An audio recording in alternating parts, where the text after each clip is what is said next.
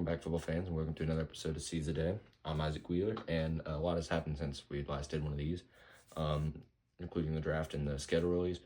So I'm going to kick things off with the draft, and I'm going to kind of move into the schedule release, and then just kind of some of the bonus news. I'm going to go through and kind of like grade the picks, because there were some picks. I actually liked most of the picks we had this year. Really liked some of the later picks we got, especially, or the second round. I really did like our second round pick. So let's kick it off. So in the first round, we got Shamar Stewart, who's an edge out of Texas A&M. And I do think that he's very athletic and is going to be a good player. This pick I had mixed feelings about, because if you watch tape, I mean, he does have a very athletic personality. He's very athletic, very quick. Production was low. He only had a few sacks in his college career. So I don't know if he was quite worth the round one pick, especially having Miles Murphy as our defensive edge, who is probably going to have to step up a lot this year since Sam Hubbard retired. And I do know that there's a lot of stuff going on with Trey Hendrickson, so his future is a little rough.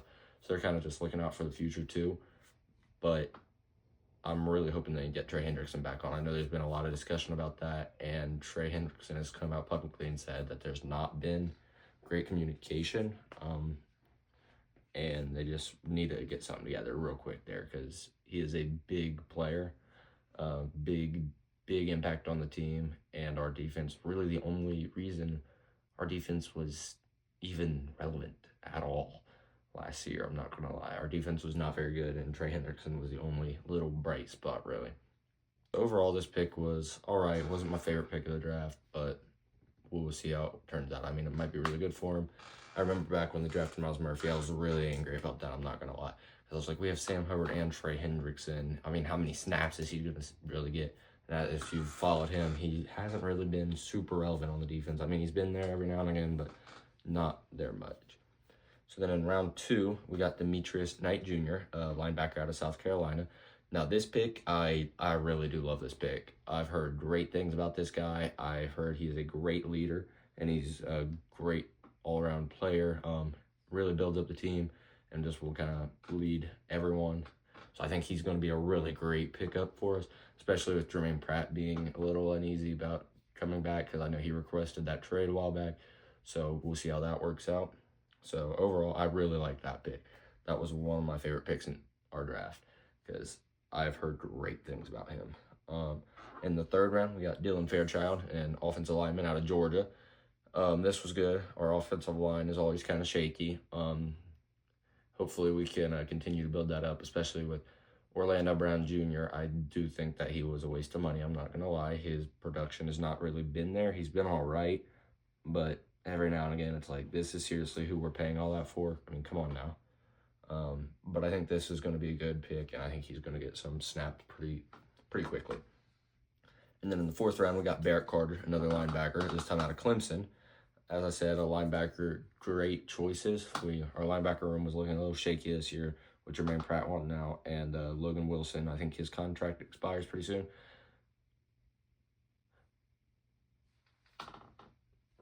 And then in the fourth round, we got Barrett Carter, a linebacker out of Clemson. And this pick I do like because, like I said, Jermaine Pratt, a little shaky. So get a couple people in there, to kind of rotate in, see who fits, see who doesn't. So I think that was an all right pick. Then in the fifth round, we got Jalen Rivers, another offensive lineman, this time out of Miami. Again, offensive line, great spot to build up, get the protection going for Joe so he doesn't have to scramble as much and risk as many injuries, and give him time to put up points. And then our final pick was in round 6. We got Taj Brooks, a running back out of Texas Tech. This one I was a little confused on. I'm not going to lie. I know it was the 6th round, so it's like most of the top names are gone. But Chase Brown, I think he is going to be a big part of the offense again this year. He really showed everyone what he could do. He had really good signs last year. And then we brought back Samaje Perine. So that's a great third down. And then we got Zach Moss and Khalil Herbert, the guy from Chicago. And then our final pick in round 6, we picked up Taj Brooks, running back out of Texas Tech. This pick was a little confusing, and I get that it's like their last pick, round 6. Most of the big names are gone. But, Chase Brown really showed he could be a reliable RB1 last year. He really did. And then we brought back Samaje Perine, who's a great power runner in those third and short situations. If you remember him back from a few years ago, he's there for those third and shorts and was really able to shine on those moments. And then, of course, we have Zach Moss and Khalil Herbert, who Zach Moss, with the injury, didn't really get any play time last year because of the injury, so he was out for like the entire season. And then Khalil Herbert, just somebody just in case. So yeah, that's our draft. I would think that our draft, we probably did like a C plus B minus, honestly, overall. There were some picks that I really, really liked. Some I was a little weary on, but we'll see. I'm really excited to see how they all fit into the program and how they all work out. And with our first round draft pick, Mar Stewart, that's another thing. He has been holding out, waiting on the contract, and they just cannot settle on a contract agreement with them. So, I mean, I think that's going to get worked out eventually. Who knows how long that'll take, but I feel like they need to work on that quick because he's going to need all that development that he can before the season starts, because I feel like he's going to have to get in a lot of reps. So this is a really great opportunity for Myles Murphy right now to just go ahead and work as hard as he can, because he knows he's competing. So now he's got to like really put him in and try to get that edge rushing spot. Let's just move on to the schedule. So our preseason games, we go to Philly, then we go to Washington, and then the Colts come to us. So Eagles, Commanders, and Colts. Those first two games, away games, those are going to be good games, I feel. Even though they're preseason, but I feel like that's going to be good to kind of get everybody working back in, facing Super Bowl, defending Super Bowl champs, week 1 of preseason in Philly. So that should be good. I know, I'm not really sure what's going to happen there, but who knows? I know the preseason is kind of rough in the past, but we also play our backups a lot. So there we go. Then for the regular season, week 1, we will be in Cleveland. That's going to be a good game. I feel like kicking it off, things tight, Battle of Ohio. So that should be a good game. And man, we always have rough starts in the beginning of the season. You can go back years and we are always, oh man, it's so bad in the beginning of the season. But I think this should be the season to flip it around. I think we can beat the Browns. I think we can beat them. Rookie quarterback. If Shedeur wins the starting job, of course. But I mean, their quarterback room is really, really, really, really shaky. No matter who ends up winning that starting job, not going to be great for them, I'm not going to lie. Then in week 2, the Jaguars come to Cincinnati. So that should be a good game.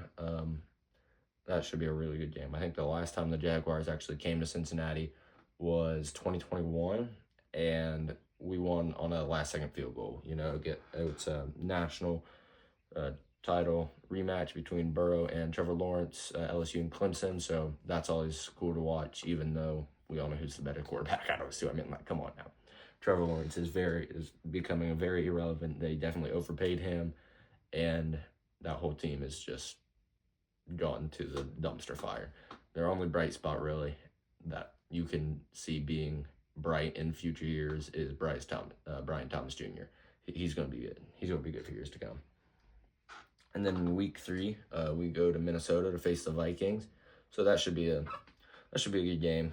It's always fun to watch Jamar and Burrow face up against Justin Jefferson. But I think that'll be good. So if we can, stick with these off-season workouts right now, I'm looking at 3-0 to start the season. I know that's bold because, well, we always have those crappy starts. But I think we can definitely go 3-0 to start the season off. And then week 4, we face the Broncos in Denver. That's our first primetime game. It's a Monday night. And if you watched the Broncos game last year, this could be a really, really exciting game. This game could get crazy. So I'm really looking forward to this one. I'm hoping we can pull it off again and get the 4-0 start. And then in week 5, we have a 4:30 game.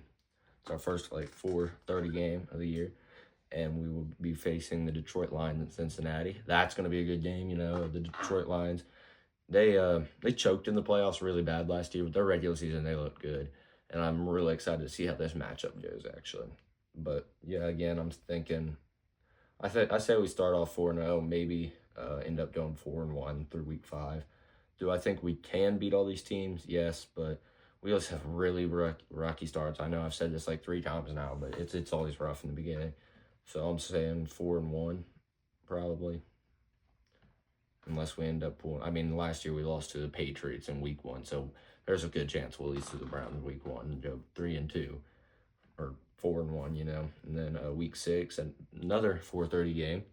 That's in Green Bay against the Packers. I think we can definitely beat Green Bay. I do. You know, I feel like it's going to be a good matchup to watch. I feel like we have a real good schedule this year to watch. We're going to be a really exciting schedule about every one of these games. I'm like, oh, I'm excited to see this matchup. This is going to be great. But I think we can definitely beat the Packers. And then as the Steelers, that is our second primetime game. It's a Thursday night football in Cincinnati. The only primetime game the Bengals have in Cincinnati. This game could go either way. Those division rivalries, they're always tough, but I definitely think we can beat them, especially with the Steelers. Quarterback room looking a little rough right now too. They're still trying to get Aaron Rodgers, I think. So it's crazy. You don't even know what's going on with the Steelers. I mean, their defense is always tough, but our offense is better than their defense. So I think we have a good shot this year to sweep the Steelers. Then in week 8, we play the Jets in Cincinnati, so back-to-back home games. Jets, I'm actually looking forward to this game, mostly because Justin Fields will be returning to his home state, pretty close to OSU. So that's going to be cool to watch, just because I've always felt that Justin Fields has been kind of underrated. I feel like they put him into a really bad situation in Chicago, and then when he went to the Steelers, he just didn't get enough reps, So I feel like I'm excited to see what he can do with the Jets, and I think this would be a very good matchup. And then in week 9, we have yet another home game against the Chicago Bears, and I feel like this one we should win. Yeah, that's all I'm saying. We should win that. Yeah. Then we have a bye week in week 10. Week 11, we will go to Pittsburgh to face the Steelers. So, again, this could go either way. I think we do sweep the Steelers this year with their quarterback room looking rough, and I think our offense is real settled now. So I think we'll definitely be able to sweep the Steelers. I do, as long as our defense doesn't give up too many points. Because we all saw how that happens. Our offense will be putting up 40, and then the defense will be letting up 40. But I do look forward to seeing how our defense works out with all those younger guys, because we do have a lot of younger guys, a lot of newer guys, who I think after that year of playing together are going to kind of bond together, especially a new defensive coordinator, going to be able to, get into this playbook and, kind of start fresh together and build up, and then in week 12, we play the New England Patriots at home, and that one we should win. I'm not going to lie. That's another one where I'm just like, man, if we don't win this. I am curious to see how Stephon Diggs does with Drake May, and we kind of fell apart last year when we played the Patriots, but I think that we can definitely beat them this year. I really do. And then after that, week 13, the Thanksgiving Day game. I am so excited about this. The primetime matchup, 8:20 on Thanksgiving against the Ravens. I am so excited about this. The only thing I'm not excited about is Joe Burrow actually came out and said this. It's like last 4 years, primetime matchups in Baltimore for the past 4 seasons in a row. Can we get one of those in Cincinnati, please? I agree with him completely on that, because that's rough, going to Baltimore to play during prime time 4 years in a row. What are they doing? Anyways, for week 14, we have the Buffalo Bills in Buffalo. This game I am so excited for. These are always good games. You get any of these high AFC guys going, Bills, Ravens, Chiefs, Bengals, any of those games, and you just know it's going to be a good game, right? Well, I am so excited to see the Bills play the Bengals. Reigning MVP Josh Allen against Joe Burrow, who probably could have won it if we would have made the playoffs, if our defense would have been better. I'm not going to lie. And then week 15, play the Ravens real quick. We get them back real soon. And this one's in Cincinnati. I'm excited about this one. Excited to see how this works out. I think that we'll definitely beat the Ravens Thanksgiving night, and then when they come to Cincinnati, it might get a little rough. I mean, I don't know. I feel like we always split with the Ravens, and I'm really hoping we can get the W if we do have to split this year. Hopefully we can sweep them. I hope we can sweep them a lot, but if we do have to split, I'm hoping we get the W on Thanksgiving, because I feel like that'd be really special. And then in week 16, another primetime matchup, Sunday Night Football in Miami against the Dolphins. This should be a good matchup, but I think that we should win this one. I really do. Then week 17 and week 18 are undecided for dates, but they will both be in Cincinnati. We play the Cardinals in week 17 and the Browns in week 18. These games we should definitely be beating the Cardinals, and then as the Browns come to Cincinnati, we should beat them in Cincinnati. A lot of times we do split with the Browns as well, but I think that we can beat them in Cincinnati. So depending on how our defense looks this year, which I think that they are going to show out, I really, really do. I think we can go, 15-2, 14-3.